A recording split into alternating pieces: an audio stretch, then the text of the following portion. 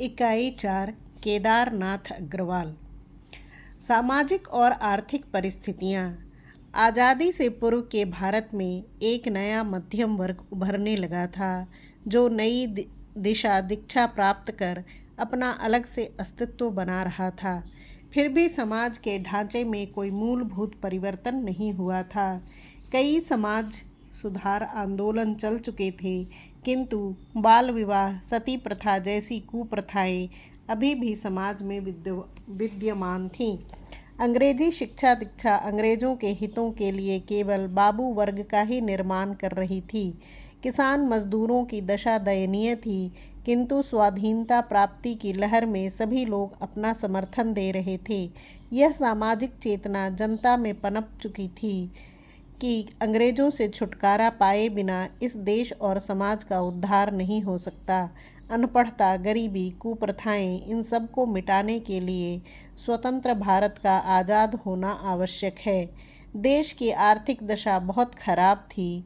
अंग्रेजों ने शोषण के बल पर इस देश को गरीबी के मुहाने पर ला पटका था। किसान की फसल का आधे से अधिक हिस्सा जमींदार, नवाब और अंग्रेजों की जेब में पहुंच जाता था। किसानों मजदूरों की दशा इस अर्थ में भी बहुत दयनीय थी कि उन्हें अंग्रेज हाकिमों और जमींदारों दोनों के शोषण तले पिसना पड़ता था। साहित्यिक पृष्ठभूमि। पिछली इकाई में आप पढ़ चुके हैं कि प्रगतिवाद का आरंभ 1936 के आसपास हुआ था। केदार जी के साहित्य में प्रवृत्त होने का लगभग यही समय है। उस समय हिंदी कविता में छायावाद सिमटने लगा था और यथार्थ जीवन की अभिव्यक्ति के रूप में प्रगतिवाद आंदोलन उभरने लगा था। इस तरह केदार के साहित्यिक जीवन का आरंभ ऐसे राजनीतिक, आर्थिक और साहित्यिक माहौल में हुआ जब अंग्रेजों से देश को आज़ाद करवाने के लिए स्वतंत्रता आंदोलन जोर पकड़ रहा था। आर्थिक रूप से देश जर्जर स्थिति में था और साहित्य में छायावादी कविता की जगह प्रगतिशील कविता ले रही थी। आज़ादी के बाद देश आज़ाद हुआ। राजनीतिक रूप से शासन सत्ता अपने लोगों के हाथ में आई। पूरे देश की जनता ने ये उम्मीदें बांधी हुई थीं कि आज़ाद होने पर उनके दुख दर्द दूर होंगे। किसान मजदूरों को आशाएं थीं कि उन्हें जमींदारों, मिल मालिकों के शोषण से छुटकारा मिलेगा, सामाजिक कुप्रथाओं का अंत होगा, किंतु जनता की सारी आशाएं पूरी नहीं हो सकीं। इसी दौरान सन 1962 तथा 1965, 1971 में भारत को 3 युद्धों का सामना करना पड़ा, जिससे देश की अर्थव्यवस्था पर बहुत बुरा प्रभाव पड़ा। जाति प्रथा, शोषण, गरीबी, अशिक्षा जैसे सामाजिक बुराइयां अभी तक हमारे समाज में व्यापक स्तर पर विद्यमान हैं। आज़ादी के बाद का यह भारत भी केदार जी के कृतित्व की पृष्ठभूमि रहा है। साहित्य में प्रगतिवाद आंदोलन जब शुरू हुआ, उसके समानांतर ही व्यक्तिवादी कविता लिखने का भी एक दौर चला, जिसका नामकरण प्रयोगवाद हुआ। 1936 में जिस प्रगतिशील लेखक संघ की स्थापना हुई थी, आज़ादी के बाद वह धीमा पड़ता गया।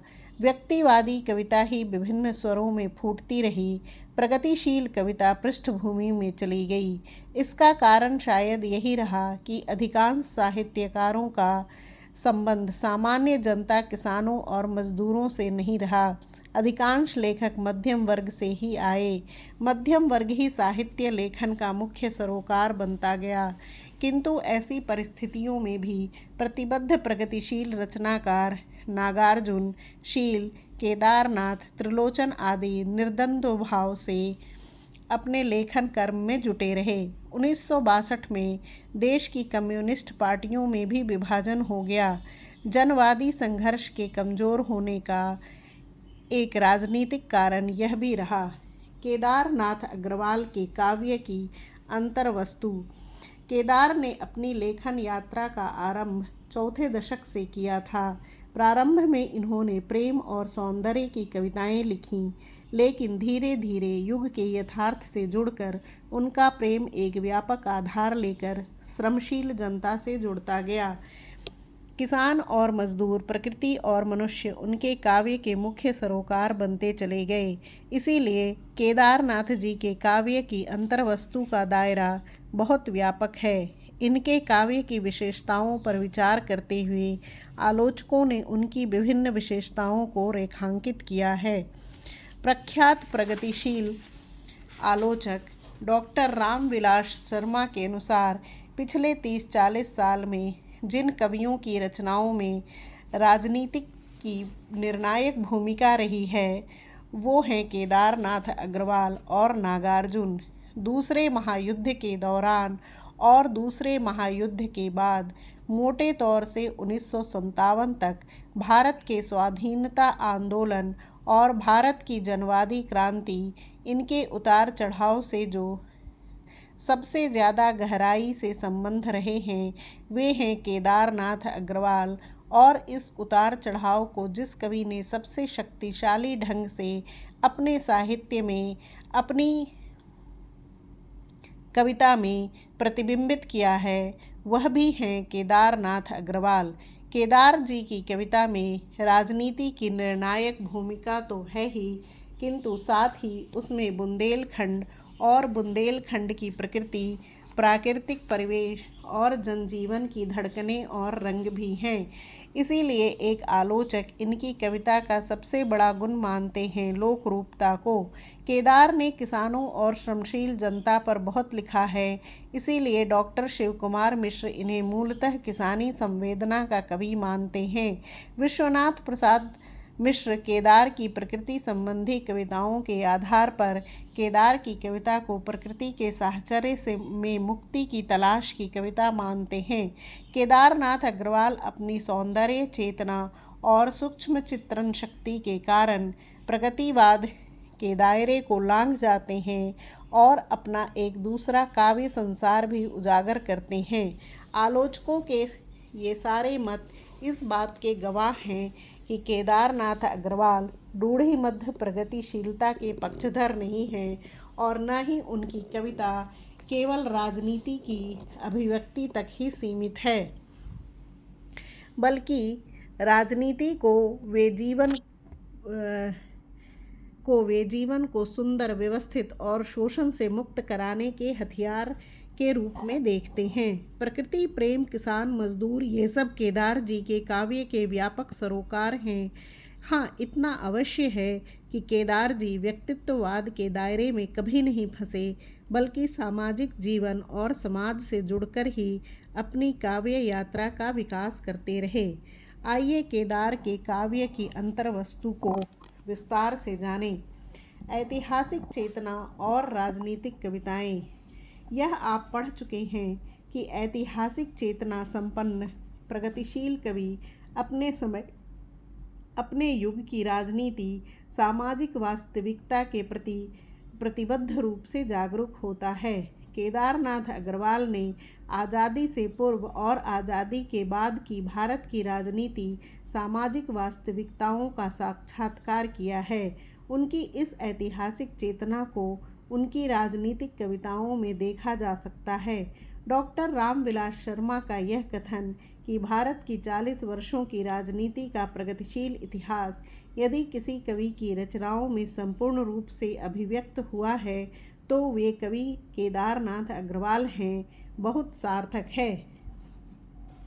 प्रत्येक कवि की एक राजनीतिक दृष्टि होती है। केदार जी की भी राजनीतिक दृष्टि है, जिसे आप व्यापक शब्दों में प्रगतिशील राजनीतिक दृष्टि कह सकते हैं। यह दृष्टि उन्होंने मार्क्सवादी दर्शन के अध्ययन, चिंतन और भारत की जनता के दुख दर्द का अनुभव करके प्राप्त की है। मार्क्सवादी दर्शन के अनुसार उन्होंने जो राजनीतिक दृष्टि प्राप्त की है उसके अनुसार उनका यह विश्वास बना है कि भारत में ऐसा राजनीतिक वातावरण होना चाहिए, ऐसी राजनीति होनी चाहिए जो किसानों, मजदूरों और श्रमशील जनता को समाज में उनके अधिकार दिला सकें, उनका शोषण दूर कर सकें। ऐसी राजनीति की वे जनवादी सरकार के रूप में कल्पना करते हैं जो जनता की सरकार होगी, न कि पूंजीपतियों, जमींदारों और बड़े बड़े इजारेदारों की। यह केदार जी की राजनीतिक दृष्टि है जो उनकी कविताओं में, गीतों में अभिव्यक्त होती है। आज़ादी से पूर्व आज़ादी की लड़ाई में कांग्रेस के सक्रिय नेताओं की नीतियों की आलोचना, उनके समझौतावादी रुख का विरोध तथा अंग्रेजी राज की भर्त्सना केदार इस दृष्टि के तहत करते हैं। वे मानते हैं जब तक जनता की राष्ट्रीय आंदोलन में सक्रिय भागीदारी नहीं होती, जब तक पूंजीपतियों, साम्राज्यवादियों, बड़े बड़े जमींदारों, इजारेदारों और अंग्रेजी राज के खिलाफ एक साथ संघर्ष नहीं किया जाता, तब तक हमें पूर्ण आज़ादी नहीं मिल सकती। इसीलिए जब जब इस देश में व्यापक जन उभार आया, केदार की राजनीतिक चेतना प्रखरता के साथ उनका समर्थन करती रही। ऐसे जन उभारों के समय लिखी गई केदार की कविताएं चाहे प्रचारात्मक अधिक हैं, किंतु वे अपने युग, अपने समय की राजनीतिक स्थिति में उनका साथ देती हैं। जो संघर्ष कर रहे हैं, जो शोषित हैं और जो वास्तव में इस देश और समाज की रीढ़ हैं। 1947 में देश आज़ाद हुआ, देश का बंटवारा हुआ, लेकिन जन क्रांति नहीं हुई। अक्टूबर 1947 में केदार ने शपथ कविता लिखी। आज़ादी मिलने के बाद भी वही जमींदारों का छल है, मानव से मानव शोषित है। अतः आज हम हंसते हंसते नई शपथ यह ग्रहण करेंगे, जनवादी सरकार करेंगे। अर्थात केदार जी यह मानते हैं कि हमें जो आज़ादी मिली वो पूरी आज़ादी नहीं थी। पूरी आज़ादी तब मिलेगी जब जमींदारों के शोषण तले गरीब किसान नहीं पिसेगा, आदमी आदमी का शोषण नहीं करेगा। और यह आज़ादी तभी संभव है जब जनवादी सरकार बने, समाजवादी व्यवस्था की स्थापना हो। केदार जी की राजनीतिक समझ है जो आज़ादी से पूर्व और आज़ादी के 40 वर्षों के बाद आज भी उतनी ही दृढ़ता से सार्थक और अपरिवर्तनशील है। आज़ादी मिलने के बाद कांग्रेस ने सत्ता संभाली। केदार जी सत्ताधारी कांग्रेसी नेताओं को अपनी रचना द्वारा बार बार आगाह करते रहे हैं कि हमें साम्राज्यवादी और पूंजीवादी शक्तियों के हाथों नहीं बिकना है, उनकी सहायता लेकर आगे नहीं बढ़ना है, बल्कि आत्मनिर्भरता का रास्ता अपनाना है। यहाँ हमारी जन्मभूमि पर यदि आएगा डॉलर, वह अपने साम्राज्यवाद के घोर नशे में भारतीय पूंजीपतियों से सांठ-गांठ कर क्रय दिल्ली की राजनीति को कर लेगा, नेहरू और पटेल की मति को हर लेगा। यह आप जानते ही हैं कि आज़ादी मिलने के बाद पंचवर्षीय योजनाएं आईं। जनता की आशाएं मोह भंग की स्थितियों से गुजरीं, जन संघर्षों के दौर धीमे पड़ते गए, कम्युनिस्ट पार्टी का विभाजन हो गया। ऐसी स्थितियों में केदार का राजनीतिक स्वर भी धीमा पड़ा, किंतु जनता के श्रम, संघर्ष और आशाओं में उनका विश्वास कम नहीं हुआ। वे निराश नहीं हुए, बल्कि किसानों, मजदूरों और मेहनतकश जनता को वे बराबर धैर्य बंधाते रहे। हल चलते हैं फिर खेतों में, फटती है फिर मिट्टी, काली मिट्टी, फिर उपजेगा उन्नत मस्तक सिंह अयाली नाज, फिर गरजेगी कष्ट विदारक धरती की आवाज़। सामाजिक यथार्थ और श्रम सौंदर्य का चित्रण। प्रगतिशील कवि होने के कारण केदार जी की सामाजिक यथार्थ को देखने की जो दृष्टि है, वो वर्ग चेतन प्रधान दृष्टि है। अर्थात वे समाज में शोषित और शोषक वर्ग में भेद करते हैं और अपनी प्रतिबद्धता शोषितों, मेहनतकश किसानों और मजदूरों के प्रति जाहिर करते हैं। किंतु केदार जी की कविताओं की एक बहुत बड़ी विशेषता यह है कि उसमें जनता के पिछड़ेपन को, उसके अंधविश्वास को नज़रअंदाज नहीं किया गया है। सन 1946 का जन उभार अपनी तर्क संगत परिणति तक नहीं पहुंचा, इसका कारण वाम पक्ष की कमजोरी के अलावा जनता का पिछड़ापन भी था। अधिकांश जनता का रद्दी की टोकरी का जीवन है, संज्ञाहीन, अर्थहीन, बेकार, चिरे फटे टुकड़ों सा पड़ा है। देरी है एक दिन, एक बार आग के छूने की, राख हो जाना है। कानपुर के मजदूर दिन भर काम करके कांखते हाँफते रोज की बदबू में सड़ते हैं दुनिया की।